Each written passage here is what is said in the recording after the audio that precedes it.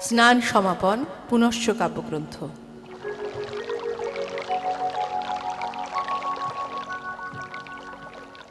গুরু রামানন্দ স্তব্ধ দাঁড়িয়ে গঙ্গার জলে পূর্ব মুখে।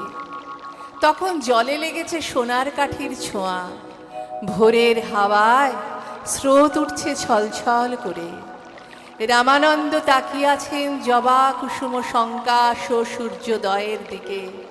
মনে মনে বলছেন, হে দেব, তোমার যে কল্যাণতম রূপ সে তো আমার অন্তরে প্রকাশ পেল না।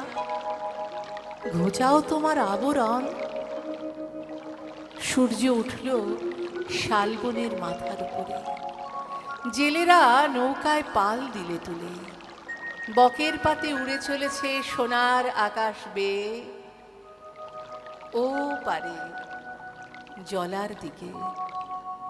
এখনো স্নান হলো না সারা। শিষ্য শুধালো, বিলম্ব কেন প্রভু, পূজার সময় যায় বয়ে। রামানন্দ উত্তর করলেন, শুচি হয়নি তনু, গঙ্গা রইলেন আমার হৃদয় থেকে দূরে। শিষ্য বসে ভাবে, এ কেমন কথা। সর্ষে খেতে রৌদ্র ছড়িয়ে গেল। মালিনী খুলেছে ফুলের পসরা পথের ধারে। গোয়ালিনী যায় দুধের কলস মাথায় নিয়ে।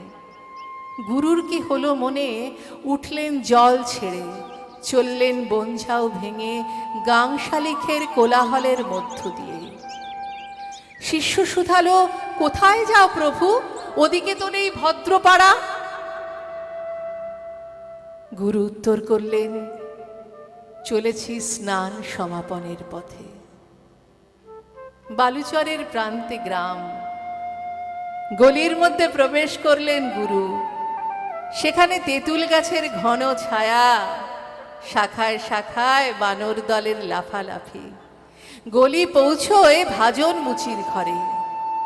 পশুর চামড়ার গন্ধ আসছে দূর থেকে। আকাশে চিল উড়ছে পাক দিয়ে। রোগা কুকুর হাড় চিবোচ্ছে পথের পাশে। শিষ্য বললে, রাম রাম। ভ্রুকুটি করে দাঁড়িয়ে রইলে গ্রামের বাইরে। ভাজন লুটিয়ে পড়ে গুরুকে প্রণাম করলে সাবধানে। গুরু তাকে বুকে নিলেন তুলে। ভাজন ব্যস্ত হয়ে উঠলেন, হে কি করলেন প্রভু।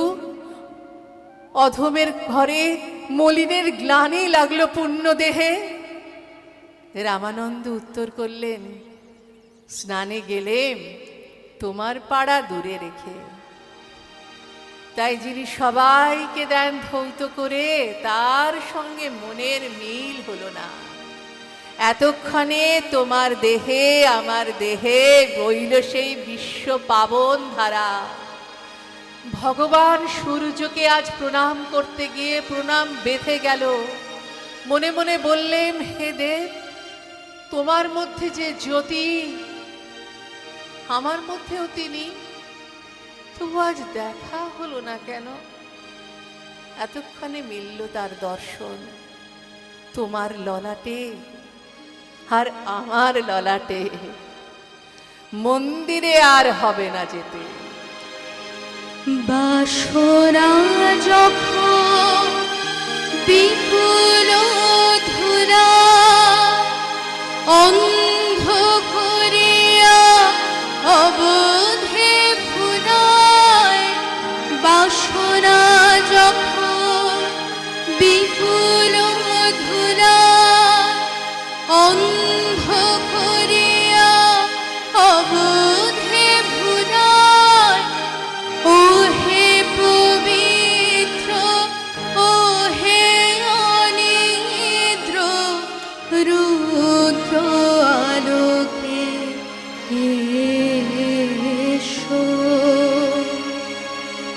জীবন যখন শুকায় যায়, করুণা ধারায় এসো। জীবন